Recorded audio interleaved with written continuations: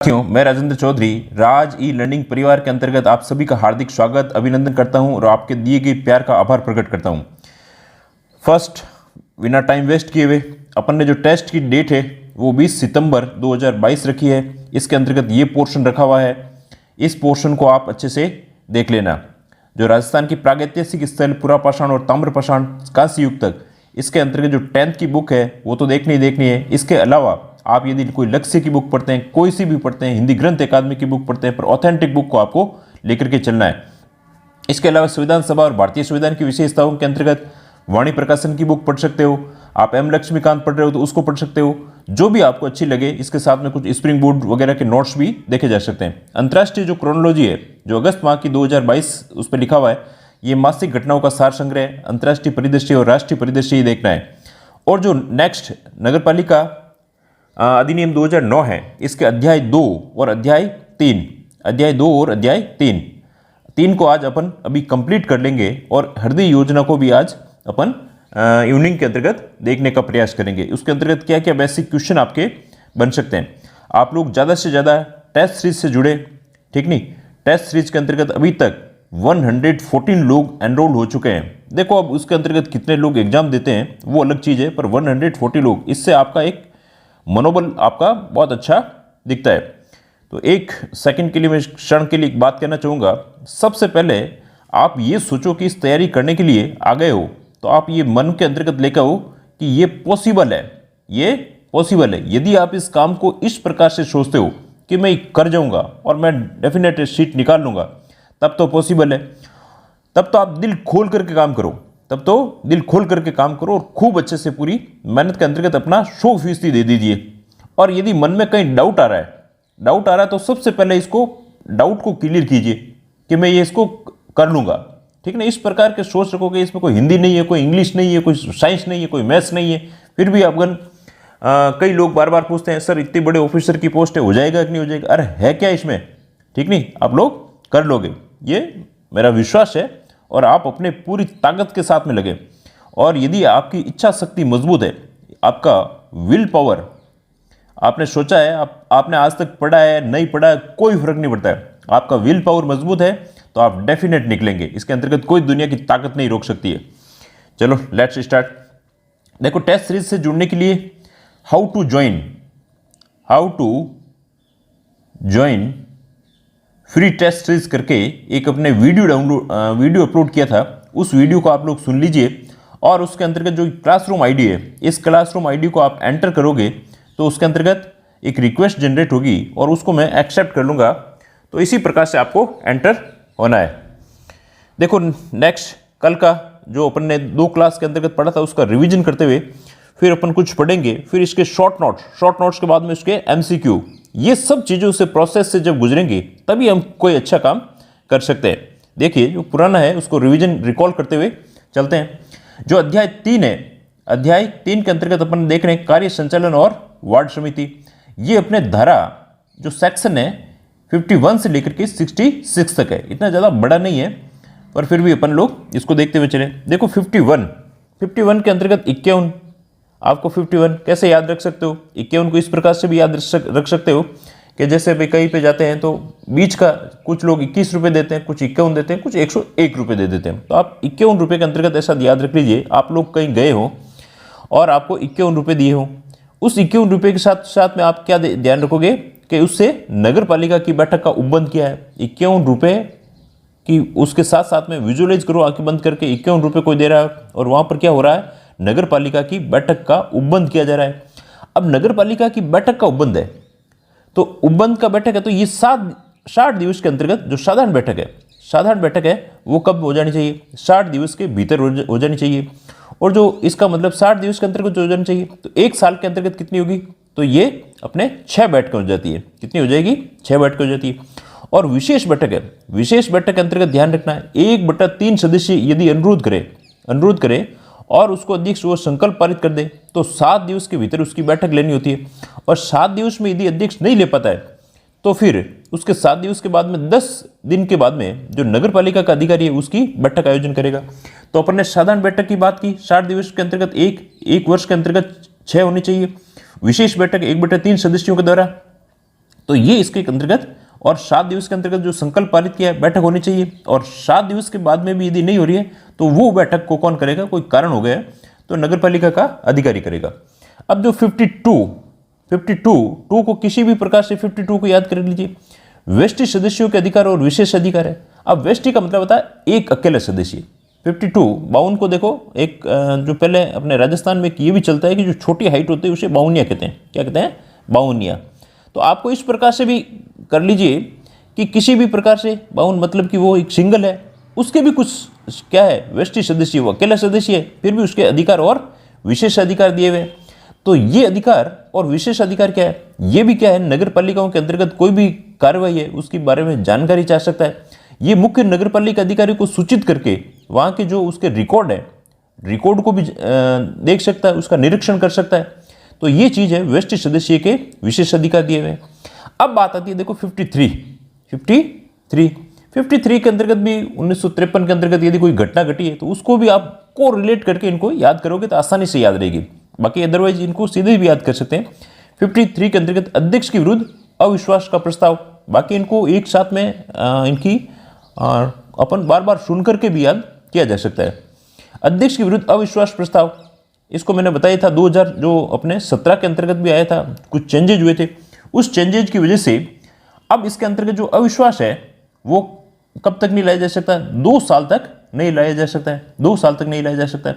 और यदि उपचुनाव है तो उस उपचुनाव के 2 वर्ष बाद तक नहीं लाया जा सकता है। और यदि ये अविश्वास लाया गया है और अविश्वास प्रस्ताव असफल रहता है तो उसके फिर 2 साल बाद में इसे अविश्वास प्रस्ताव लाया जा सकता है। ये अध्यक्ष और उपाध्यक्ष दोनों के विरुद्ध है ना, अविश्वास प्रस्ताव आ गया, 53 के अंतर्गत आ गया। तो अब इसको आप अच्छे से याद रख लीजिए। इसी के अंतर्गत राइट टू रिकॉल जो लाया गया था वो भी 53 के अंतर्गत ही चीजें थी। अब 54 के अंतर्गत क्या है, वार्ड समिति का गठन किया गया है। 54 के अंतर्गत वार्ड समिति का गठन कर दिया गया। तो 51 में बैठ गए, 52 में व्यष्टि सदस्य, 53 में अविश्वास, 54 में वार्ड समिति का गठन कर दिया गया है। अब देखो नेक्स्ट 55 के अंतर्गत क्या दी हुई, समितियां दी हुई। 55 में समितियां दी है। अब ये समितियां हैं, अब इन समितियों के अंतर्गत क्या चीज़ है मुख्यतः, एक तो कि इनके सदस्य कौन है, जैसे अध्यक्ष होगा, उपाध्यक्ष होगा, जो प्रतिपक्ष का नेता है वो सदस्य हो जाएगा। और जो नगर पालिका परिषद और जो निगम है वहाँ पर 2 महिला सहित कुल सदस्य कितने होंगे, कुल सदस्य होंगे 7 होंगे। और नगर पालिका बोर्ड के अंतर्गत ये सदस्य कितने होंगे, 5 सदस्य होते हैं। और जो इसके अंतर्गत जो मुख्य नगर पालिका अधिकारी होता है वो इसका क्या होता है, पदेन सचिव होता है। अब इसके अलावा इसमें कुछ चेंजेस भी पड़े थे, जैसे 2017 के अकॉर्डिंग चेंज किए थे, जो वित्त समितियां वगैरह खूब है। स्वास्थ्य और जो स्वच्छता समिति है, अब इनमें क्या होता है, यदि 50 सदस्य हैं तो एक इसके अंतर्गत उसके 50 से अधिक वार्ड है तो एक अध्यक्ष बन जाता है समिति का। यदि 50 से 75 है तो इसके अंतर्गत 2, और 75 से भी अधिक है तो इसमें 3 इस प्रकार के जो समितियां बन जाती है, 3 समितियां बन सकती है, सॉरी। अब 56 के अंतर्गत क्या है, ये सदस्यों से भिन्न व्यक्ति समितियों में कब कार्य कर सकेंगे। इनके अलावा भी जो ये 56 मोदी जी का 56 इंच का सीना ले लीजिए, 56 में क्या दिया हुआ है, सदस्यों से भिन्न व्यक्ति समितियों से कब कार्य कर सकेंगे। तो मोदी जी क्या करें, सदस्यों से भिन्न व्यक्ति और समितियों से कब कार्य कर सकेंगे उनके बारे में बताया गया। तो उनके अंतर्गत काम कर सकेंगे और कोई विशेष ज्ञान रखते हो, परंतु इनकी जो सदस्य संख्या है वो 1/3 से अधिक नहीं होनी चाहिए। इनकी सदस्य संख्या 1/3 से अधिक नहीं होनी चाहिए।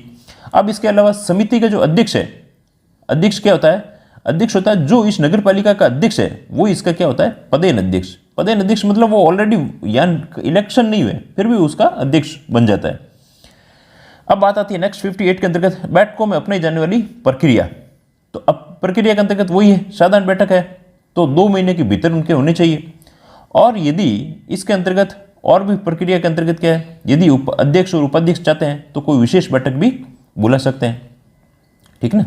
तो ये कुछ इस प्रकार की इसके अंतर्गत जो पुरानी चीज़ों को रिकॉल किया, बड़े मुश्किल से अपन ने 8 अपने जो सेक्शंस हैं उनको विद इन 4 और 5 मिनट के अंतर्गत रिकॉल कर लिया। चलो नेक्स्ट बात करो 59 की बात करते हैं ना। आज अपन थोड़ी सी क्लास अपने लंबी होगी, आज संडे है, कल की क्लास नहीं हो पाई थी, इसी वजह से इसको लंबा किया है। देखो क्लासों को पूरा देखें, अच्छे से देखें, इसमें बहुत सारी चीज़ें हैं और फिर सारा सारा कंसाइज करके इसके समरी नोट्स देखो और शीर्ष समरी नोट्स के बाद में फिर आप इसके क्वेश्चन देखते हैं।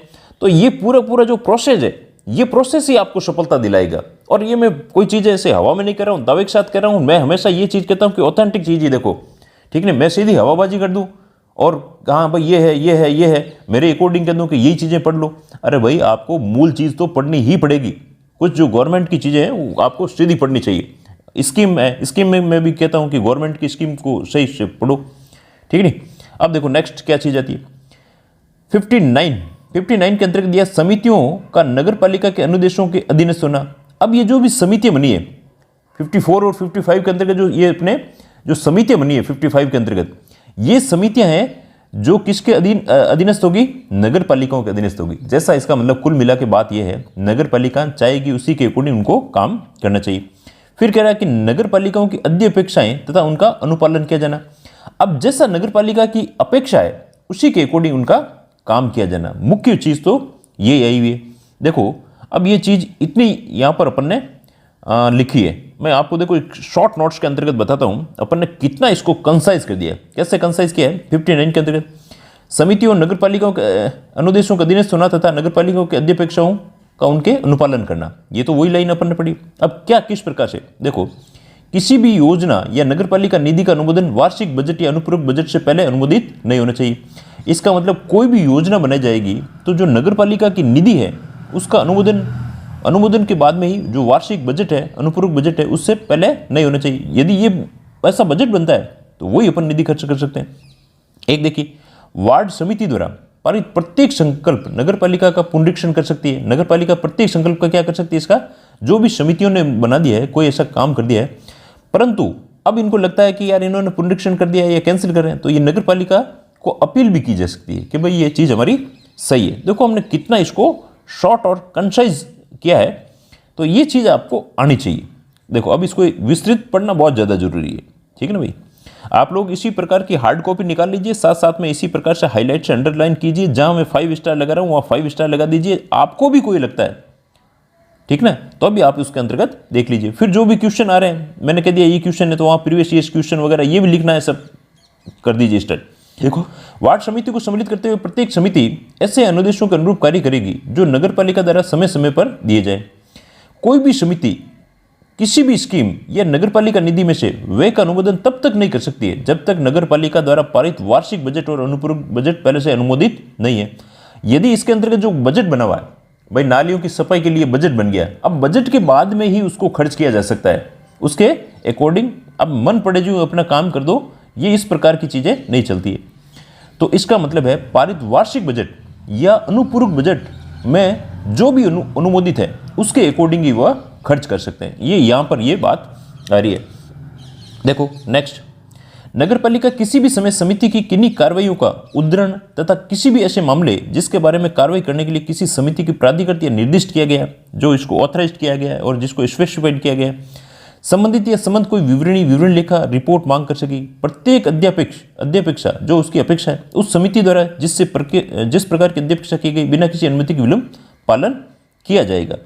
तो अब यहां पर इसका मतलब बात सीधी सी यही है, जो पहली बात कह रहा है वही सही बात है।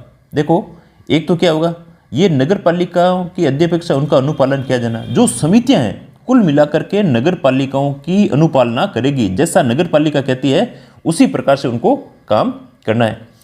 अब जैसे ये धारा 54 और 55 के अधीन नियुक्त है, इस समिति में जो प्रत्येक संकल्प जो काम उन्होंने निर्धारित कर दिया है कि भाई हम इस प्रकार का कोई एजेंडा रखा है, इस एजेंडे को नगर पालिका पुनरीक्षण के अधीन होगा तथा उसकी नगर पालिका में अपील की जा सकती है। इसका मतलब कि जो काम समितियां कर रही है और उन समितियों के काम को नगर पालिका के अधीन ही रखा जाएगा, और यदि काम फिर गलत लगता है तो वो समितियां भी क्या उसमें अपील भी की जा सकती है।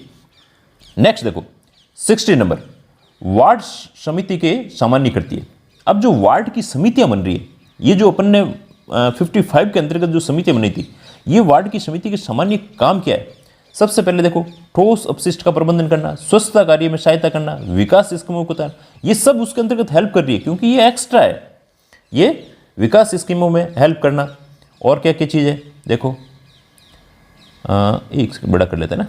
वार्ड में लोगों की विभिन्न, उन लोगों में क्या है सामंजस्य, और वार्ड के लोगों में सामंजस्य एकता स्थापित करना, सामाजिक कल्याण कार्यक्रमों के लिए स्वैच्छिक श्रम और माल या धन के रूप में दान जुटाना, वार्ड से संबंधित विकास स्कीमों के क्रियान्वयन में सहायता करना। ये इसके कीवर्ड्स हैं, विकास और कल्याण की स्कीम वही वापस आ गई है। कला और सांस्कृतिक गतिविधियाँ, कला और सांस्कृतिक गतिविधियाँ और क्रीड़ा और खेलकूद की गतिविधियों में सहायता करना, नगर पालिका के विकास क्रियाकलापों को सफल क्रियान्वयन के लिए आवश्यक स्वैच्छिक क्रियाकलाप में जनता की सहभागिता को सुनिश्चित करना, नगर पालिका के शोध्य करों जो उनके शोधन के अंतर्गत लगे हुए हैं, शोध्य करों, फीसों तथा अन्य रकमों के समय पर संग्रहण में जो बकाया करें, उन बकाया करों के भी वो संग्रहण में सहायता करता है। कोई भी उद्यान है उनके रख रखाव, स्ट्रीट लाइटों के रख रखाव, और नगर पालिकाओं के समुनिदेशित जो नगर पालिका उनको कार्य दे, जो नगर पालिका द्वारा कार्य सौंपे गए हैं, कार्य समुनिदेशित का मतलब है जो कार्य सौंपे गए हैं, कौन से हैं सौंपे गए हैं, उनको भी किया जाएगा। ये इसके अंतर्गत दिया हुआ है। तो धारा 58 तो क्या कह रही थी, 58 तो कह रही थी, देखो एक बार वापस देख लो, 59 समितियों में नगर पालिकाओं के अनुदेशों के अधीनस्थ होना, ये नगर पालिकाओं का अधीनस्थ है, और इनकी नगर पालिकाओं की अध्यपेक्षाओं की अनुपालना, जैसा नगर पालिका कहती है वैसे कामों को करना। फिर 60 के अंतर्गत है वार्ड समिति के सामान्य कार्य दे दिए गए, ठीक है ना, वार्ड समिति के सामान्य कार्य दे दिए। 61 के अंतर्गत देखो, अब इसमें समितियों के है ना शक्तियां कर्तव्य कृत्य जो प्रत्यायोजित किए जा सकते हैं, ये ऐसी प्रकार के कार्य जो आगे भी ट्रांसफर किए जा सकते हैं, वो कौन कौन से काम है। तो यहाँ पर कोई ऐसी विशेष बात नहीं आ रही, कोई भी शक्ति कर्तव्य कृत्य पालन जिनका प्रयोग निर्वहन पालन नगर पालिका द्वारा उसकी से किया जाए, 55, 157, 158 के दिन विहित शक्तियां कर्तव्य कृत्यों को कोई प्रतिकूल प्रभाव डाले बिना ऐसे निर्बंधों परिसीमाओं, अब इसमें यहाँ ऐसा क्वेश्चन कोई भी नहीं बन रहा है ना, तो ये उसको प्रत्यायोजित कर सकती है, डेलीगेट कर सकती है, आगे दिए जा सकते हैं। देखो शर्तों के अधीन रहते हुए जो विहित की जाए इस अधिनियम के अधीन समितियों को प्रत्यायोजित किए जाते हैं। अब ये देखो कैसे किए जाते हैं, अब इसको देखो, यदि कोई क्या है अध्यक्ष है, एक ही बात के अंतर्गत समझ लो, ये क्या है कोई अध्यक्ष है और अध्यक्ष अनुपस्थित है तो किसको देगा, ये देगा उपाध्यक्ष को, और उपाध्यक्ष भी नहीं है तो सचिव को।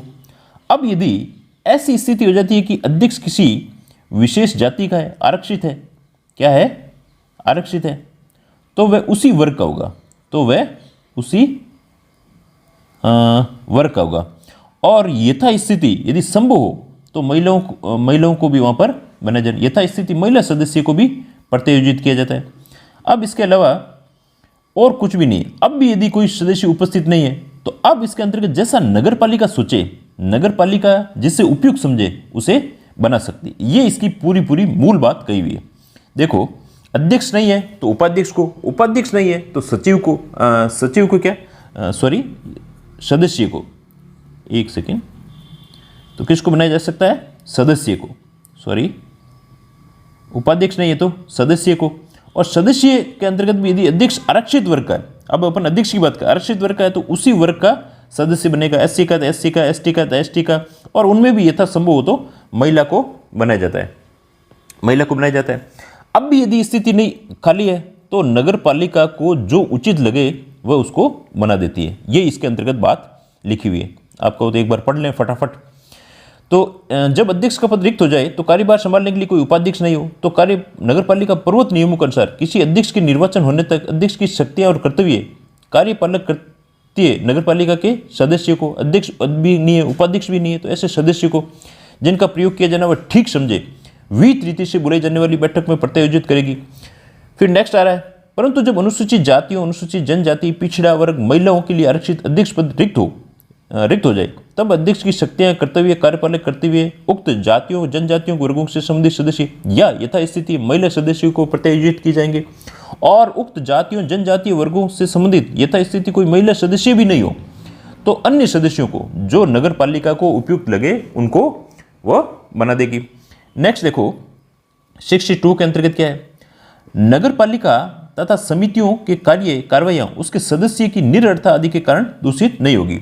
अब कह रहा है कि जो नगर पालिका तथा समितियों के कार्य तथा कार्रवाइयां उसके सदस्यों की निरर्थता, यदि सदस्य निरर्थ हो गया तो उसके कारण दूषित नहीं होगी। दूषित का मतलब यह है, जैसे नगर पालिका का कोई सदस्य था या कोई अध्यक्ष था या कोई उपाध्यक्ष था, उसके द्वारा कोई कार्रवाई की गई और उन्होंने जो संकल्प पारित किए गए और जो काम लिए गए, जो बैठकें की गई, अब उसके बाद में पता चला कि वह निरर्थ हो गया, योग्य नहीं है, तो अब उसके पुराने काम जो उसने कर दिए हैं उनका क्या होगा? तो वो भाई वेद होंगे। वो क्या होंगे? वेद होंगे। उससे उसका कोई प्रभाव नहीं पड़ेगा। यही बात इन्होंने यहां पर बताई।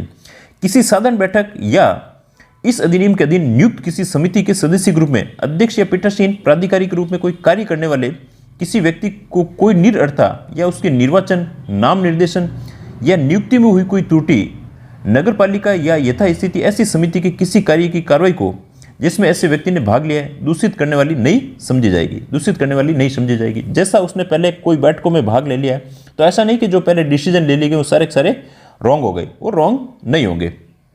अब इसके बाद देखिए, जहां किसी सदस्य या अध्यक्ष उपाध्यक्ष को किसी निर्वाचन याचिका के परिणाम स्वरूप सम्यक रूप से निर्वाचित नहीं हुआ, वह घोषित कर दिया जाए। अब ऐसा भाई बन गया, अध्यक्ष बन गया, अब फिर पता चला कि ये सम्यक रूप से सही नहीं है, ठीक नहीं, और उस तारीख से उसको कार्य करना बंद कर दिया है, तो उसके जो पुराने काम होंगे उनका इस पर कोई चीज का इफेक्ट नहीं आएगा। देखो 98 पेज तक पढ़ चुके हैं, 300 पेज के आसपास है, इसका मतलब 1/3 अपन पोर्शन पढ़ चुके हैं, तो हम वी आर इन वेल स्थिति के अंतर्गत चल रहे हैं। अब देखो नेक्स्ट, किंतु उसके द्वारा अपने पद से संबंधित कार्य निष्पादन उस समय तक किए गए कार्य की घोषणा के कारण अविधि मान्य नहीं होंगे। जो उसने पहले कर दिए हैं वो किसी भी प्रकार से अविधि मान्य नहीं होंगे, वो लीगल रहेंगे, वो लीगल रहेंगे। अब बात आती है नगर पालिका का इस अधिनियम के अधीन नियुक्त किसी भी समिति का कोई भी संकल्प या किसी सदस्य की नोटिस की तामील हुई उसकी अनियमितता के कारण अविधि मान्यता नहीं समझा जाएगा। यदि उसने कोई नोटिस दिया और वो तामील में अनियमितता कर रहा है, उसको ले नहीं रहा है, तो उसको अविधि मान्य नहीं समझा जाएगा, बशर्ते कि ऐसी अनियमितता नगर पालिका या समिति की कार्रवाई पर प्रतिकूल प्रभाव नहीं करे। यदि वो नहीं ले रहा है तो बाकी नगर पालिका की कार्रवाइयां उससे प्रभावित नहीं होती है, परंतु यदि इसको कोई प्रतिकूल प्रभाव पड़ रहा है तब बात अलग चीज है। देखो नेक्स्ट, जब तक प्रतिकूल साबित नहीं किया जाए, नगर पालिका या इस अधिनियम के अधीन नियुक्त किसी समिति की प्रत्येक बैठक जिसकी कार्रवाई के संबंध में कोई कार्यवर्त जो मिनट्स है इस अधिनियम के अनुसार तैयार और हस्ताक्षरित किया गया है, और ऐसा इसमें कुछ नहीं लिखा है, सम्यक रूप से मतलब सही रूप से बोले गई आयोजित की गई समझी जाएगी। उस बैठक में समस्त सदस्य समग्र रूप से हरित समझे जाएंगे। जहां ऐसी कार्रवाइयां किसी समिति या कार्रवाई हो वहां ऐसी समिति सम्यक रूप से गठित की गई हो, कार्यवर्त में निर्दिष्ट मामलों के संबंध में कार्रवाई करने की शक्ति रखने वाली समझी जाएगी। और इसमें कोई विशेष ऐसी सब बातें वही लिखी हुई है जो मैंने आपको पहले बता दी। अब यहां से देखो एक क्वेश्चन बनता है, ये 5 स्टार लगा दीजिए। नगर पालिका या समिति की किसी रिक्ति के दौरान यदि कोई किसी का पद रिक्त हो जाता है तो उससे कोई उसके फर्क नहीं पड़ेगा। पदारूढ़ सदस्य इस प्रकार से कार्य रहेंगे, जो पद पर रहें वो इसी प्रकार से कार्य रहेंगे जैसे कोई रिक्ति हुई नहीं है। ये भी यहां से क्वेश्चन बन जाता है, उसकी रिक्ति से कोई प्रभाव नहीं पड़ता है। नेक्स्ट देखिए, नगर पालिका द्वारा उपगत समस्त खर्चों तथा व्ययों के लिए साधारणतः नगर पालिका निधि का दायी होना। अब कह रहा है कि नगर पालिका द्वारा उपगत जो उसके द्वारा किए गए, जो उन्होंने काम करने के दौरान खर्च किए और जो व्यय किया गया है वो साधारणतः नगर पालिका निधि का दायी होना। अब देखो बात सीधी सी बात यह है कि यदि अध्यक्ष, सदस्य और नगर पालिका अधिकारी ये लोग हैं और यदि इसके अंतर्गत कोई भी काम कर दिया इन्होंने, समस्त खर्चे किए हैं, व्यय किए हैं, तो ये व्यक्तिगत रूप से उत्तरदायी नहीं होंगे।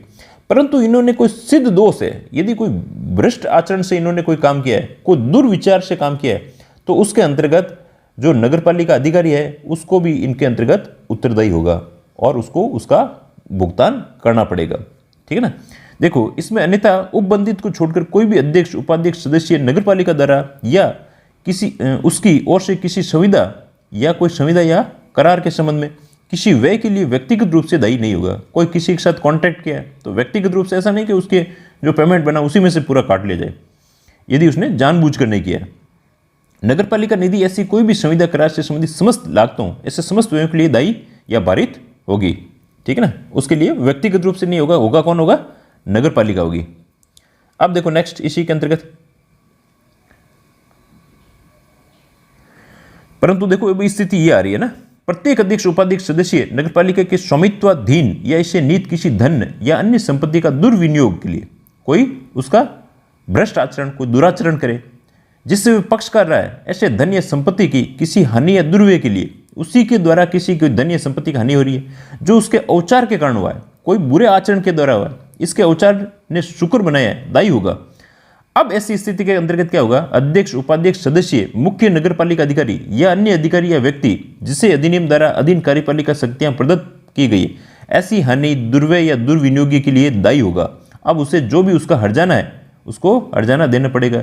यदि वे उसकी उपेक्षा सीधा परिणाम है या उसका औचार के कारण हुआ है जिसे उसके औचार को शुक्र बनाया, इसका मतलब उसने जो काम किया है और उसको जानकारी के अंतर्गत उसने इस प्रकार का कोई दुर्विनियोग किया है, तब क्या होगा, दुर्विनियोग मतलब भ्रष्ट आचरण कह दो, तो ये इस प्रकार की किए तो वो उसको अपने परिणाम भुगतना पड़ेगा भाई। नेक्स्ट देखो आ रहा है, नगर पालिका के पदधारियों को किसी संविदा में हित नहीं रखना। अब जो पद के अंतर्गत धारण करने हैं वही खुद ही अपने किसी कोई संविदा के अंतर्गत आ जाए या कोई करार के अंतर्गत आ जाए या खुद ही अनुबंध ले ले, तो वो यदि किसके इसी के अंतर्गत शामिल है तो उन पर हर्जाना देना पड़ेगा। और इसके अंतर्गत देखो, कोई भी व्यक्ति जो किसी नगरपालिका के साथ उसके द्वारा उसकी ओर से की गई संविदा में किसी नगरपालिका के साथ उसके अधीन उसके द्वारा या उसकी ओर से किसी नियोजन में नगरपालिका अधिकारी या कर्मचारी बिन हैसियत से स्वयं या अपने भागीदारों द्वारा प्रत्यक्ष या अप्रत्यक्ष रूप से कोई हिस्सा या हित रखता है, भाई क्या करेगा कि कोई कॉन्ट्रैक्ट दे रहा है, अपना हिस्सा रख लिया या अपने कोई परिवार का हिस्सा रख लिया, ऐसी स्थिति के अंतर्गत जो अधिकारी है या फिर जो कर्मचारी है उन पर अनुशासनात्मक कार्रवाई की जाएगी। उस पर क्या की जाएगी, अनुशासनात्मक कार्रवाई की जाएगी। ये अपने धारा 64 के अंतर्गत दिया हुआ है। नेक्स्ट देखो, नेक्स्ट क्या दिया हुआ है, नगरपालिका के साथ किसी संविदा आदि में हित रखने वाला सदस्य, अधिकारी और कर्मचारी के लिए शास्ति, शास्ति होता है एक प्रकार का दंड, उसके किस प्रकार की उस पर जो जुर्माना या कार्रवाई क्या होगी उस पर, तो वो तो बात अपन ने अनुशासित अधिकारी की उनके कर्मचारियों की बात कर दी। अब यदि उसके कोई भी सदस्य है, कोई अध्यक्ष है, कोई भी है या कर्मचारी है, उस पर किस प्रकार का ये जुर्माना लगेगा, इस जुर्माने की बात यहाँ पर की गई है। देखो, यदि कोई सदस्य है, अध्यक्ष है, उपाध्यक्ष है, इस प्रकार का कोई जुर्माना करता है तो उसे 5,000 तक का जुर्माना लग सकता है।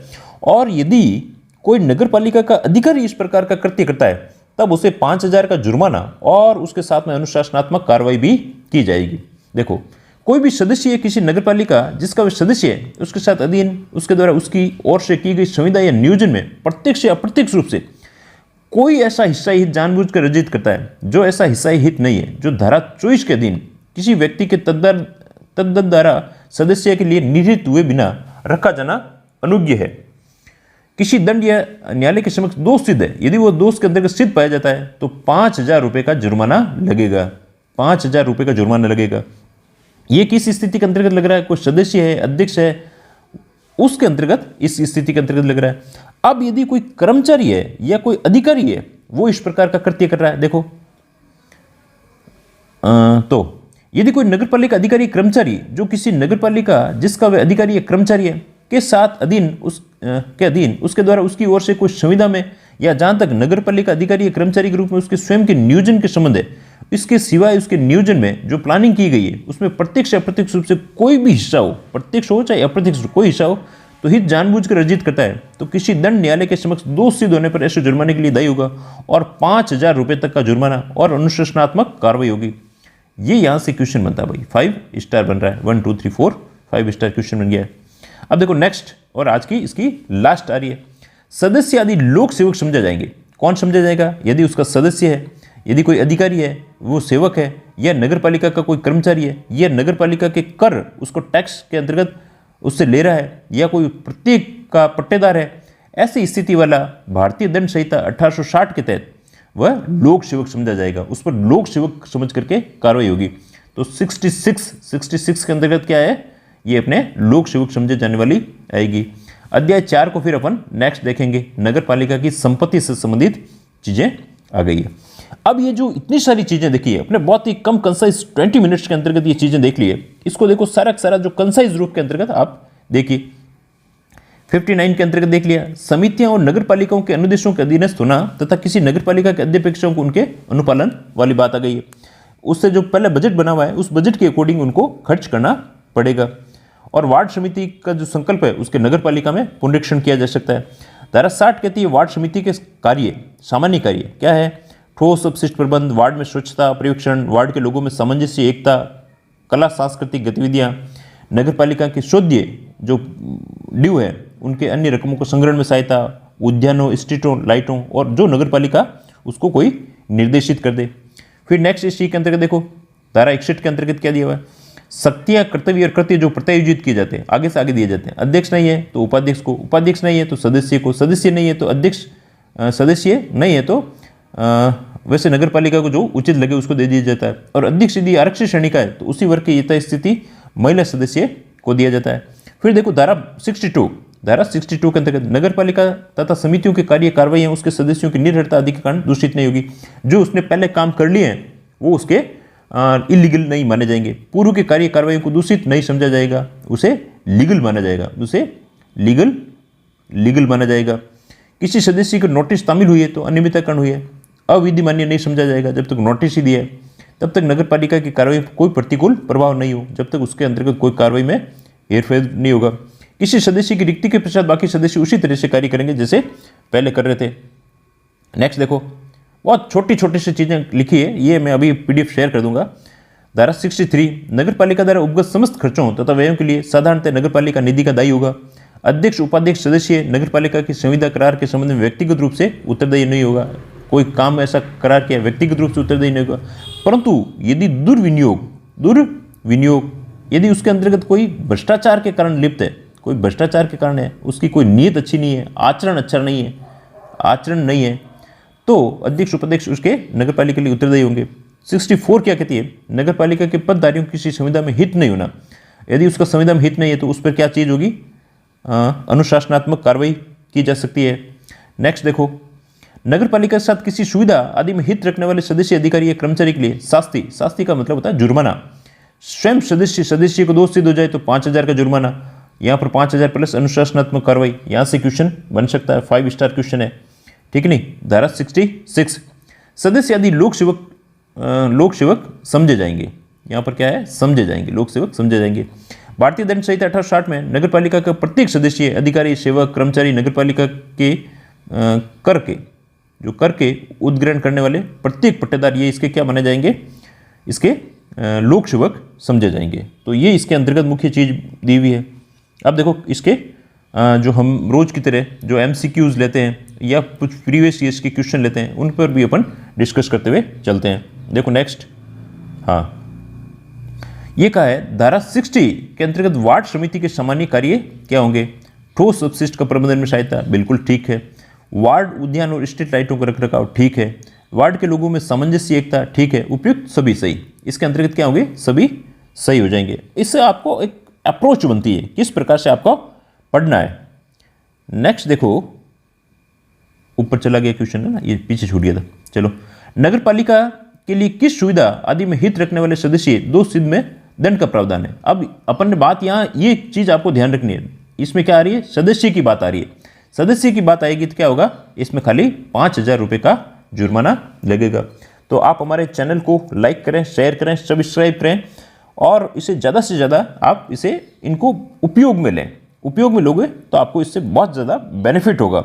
और अब इसके साथ साथ में मैं आपसे ये कहूँगा कि आप सभी लोग टेस्ट जरूर दें, चाहे आप उसके अंतर्गत अच्छा पढ़ पा रहे हैं चाहे नहीं पढ़ पा रहे हैं। इससे आपके अंतर्गत एक रेगुलरिटी और आपको जो पढ़ने की सोच और थॉट है वो चीज़ें चेंज हो जाएगी। और पढ़ो तो पूरा दिल खोल करके तैयारी करो और अपनी पूरी इच्छा शक्ति के साथ में करो। ये साथ में तैयारी करोगे तो आपको